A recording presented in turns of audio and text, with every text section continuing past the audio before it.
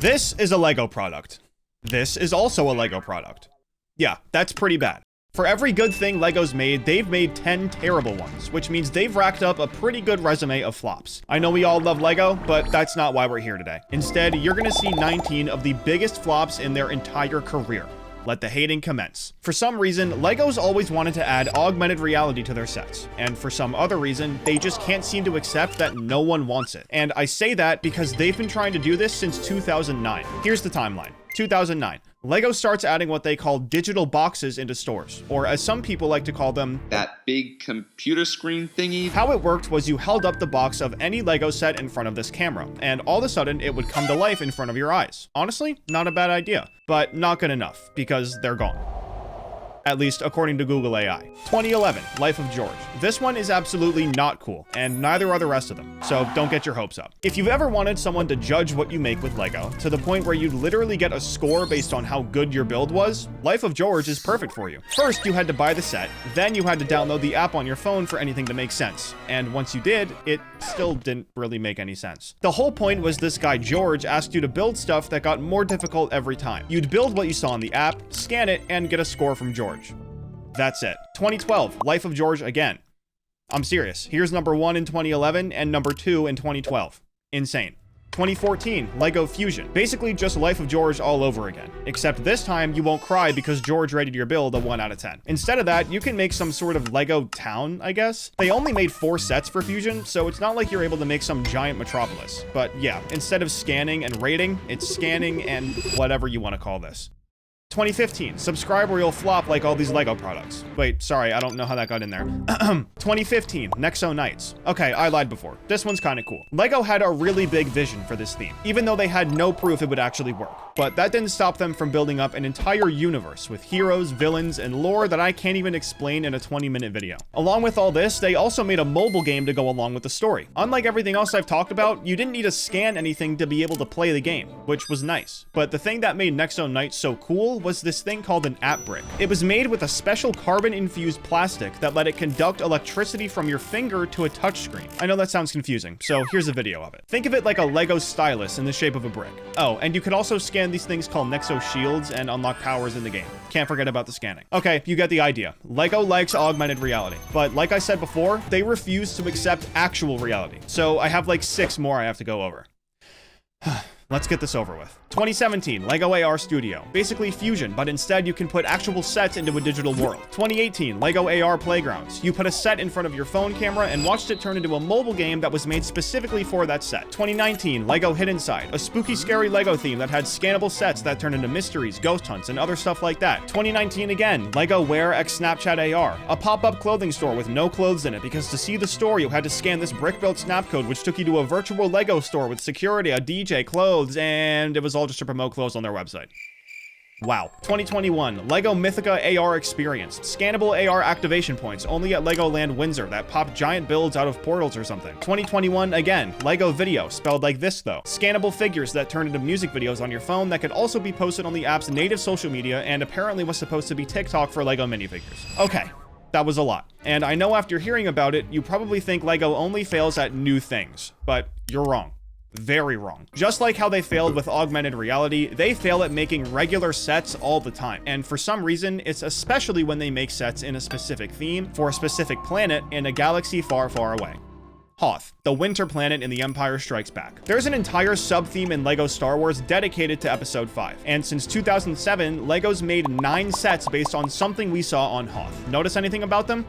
Yeah, I did too. They're all garbage. But this isn't specific to the Episode 5 sub-theme. LEGO released the Assault on Hoth set in 2016 as part of the Ultimate Collector series. You know, the theme known for unbelievably gigantic sets that take literal days to put together, and somehow this is a part of it. The entire LEGO community absolutely fried this set when it came out. Jay of Jay's Brick Blog even called it a dud and said that this so-called UCS set makes him feel irrationally angry on behalf of longtime LEGO Star Wars fans. And this is a guy that never has anything negative to say about anything, so you know it's really bad if even he's speaking up. The only LEGO Star Wars set that even came close to getting this much hate, and as a result completely flopped on the business end, was the First Order ATST. But before you see what it looks like, here's a picture of what a First Order ATST looks like in the movies. Okay, got that in your head? Now here's the LEGO set.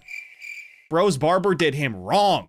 No, but seriously, this was probably the dumbest thing LEGO could have done for this set. For one, it came out in 2018, 3 whole years after the first order was seen on screen for the first time. And since then, LEGO hadn't released a regular ATST for this new empire yet. So releasing one with no head first is a decision I can't even wrap my head around. And clearly this guy can't either. In all fairness, there is a scene in the final movie where BB-8 gets in an ATST shootout and the one he's piloting gets its head blown off. But since LEGO never released a regular first order ATST set, I'm with the people on this one. This thing sucks. And I don't agree with the people too often, because to be honest, people online will literally complain about anything. But another time they were absolutely right was the Angry Birds theme. Now, before you cut my head off, I know how influential Angry Birds was for mobile games. I was there, I played it on my dad's phone, but there's a key word I purposefully left out when I told you about the theme just now.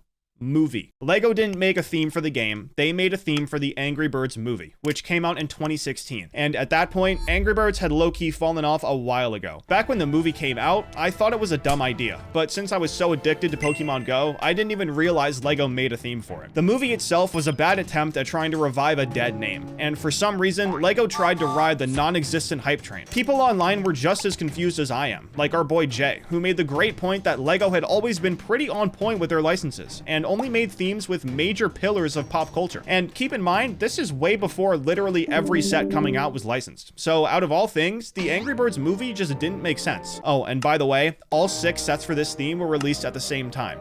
And, well, I'll let the numbers speak for themselves. I can't fully blame LEGO for this flop though, because in reality, it isn't even really that bad, especially when you compare it to what happened with Shell. LEGO and Shell were partnered for 48 years before LEGO ended their partnership, and this was definitely the right move. In 2014, LEGO was getting an insane amount of hate online, most of which was from a company called Greenpeace, and it was actually really valid. Shell has a pretty bad history of oil spills and just mistreating the environment in general, and in 2014, they wanted to start drilling for oil in Alaska. Greenpeace is a group of non-profit organizations that try and help the climate in any way they can besides violence. And when they saw that LEGO was still partnered with Shell, they decided to say something. What followed were a bunch of news articles covering Greenpeace telling LEGO to end the partnership, and then a bunch more articles about the partnership ending. But what I'm getting at here is that not every flop is LEGO's fault. They had been partnered with Shell for a really long time, and in the end, it failed because of what Shell did, not LEGO. So when the people who run things like the Angry Birds movie say all the right things, LEGO ends up with a flop that should have never even happened. To be honest, I don't even know how half these companies convinced LEGO to make a theme for their IP. They made the Avatar theme 13 years after the first movie came out. Flop. They made the Cars theme 5 years after the first movie came out. Flop. They made the Fortnite theme 6 years after the game came out, and somehow that one didn't flop. And after looking at all of this, I've just realized that I'm completely wrong.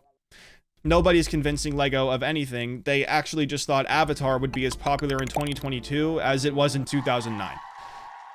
Alright, I take it back. LEGO is definitely capable of making stupid decisions. And you know what? This is a perfect segue into the next flop. Technic figures. Obviously, minifigures have been one of the best moves LEGO's ever made. And they did this all the way back in 1979. So in 1986, they tried to do it again. Only this time, it was in a theme that was famously known for being aimed more towards adults and focused on the builds rather than stuff kids would probably like.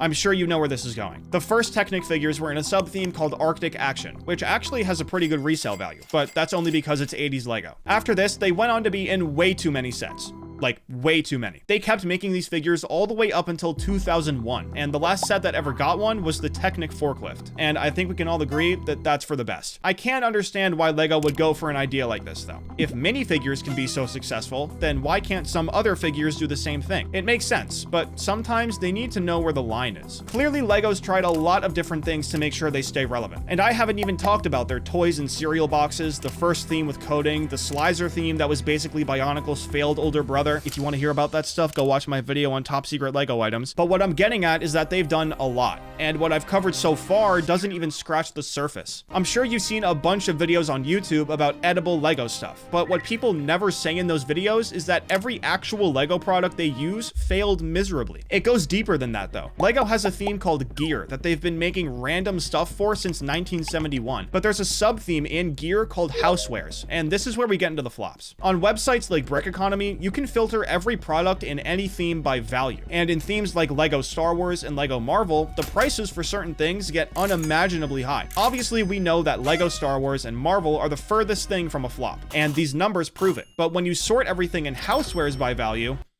I mean, let's be for real, nobody wants this stuff. Yeah, on paper, it'd be cool to have a timer that looks like a minifigure's head. But in practice, the Housewares theme is a complete failure. This is another reality that Lego can't seem to accept. They just keep making stuff for this theme year after year. So at one point or another, you have to ask yourself, what is Lego actually trying to do? Clearly, they have a really good thing going for them with plastic bricks and video games, but for some reason, they just can't seem to stop themselves from trying to break into as many industries as they can. And you can see this at pretty much every step they've taken. They went from wooden toys to plastic, fully assembled toys to ones that had to be built with bricks, sets to minifigures, things based on real life to complete fantasy. But if you notice, everything I just said made Lego successful beyond their wildest dreams. The reason they're so successful is because they were never scared of all the flops I just fried them for. And that's why they'll probably be around for the rest of our lives. So what is Lego actually trying to do?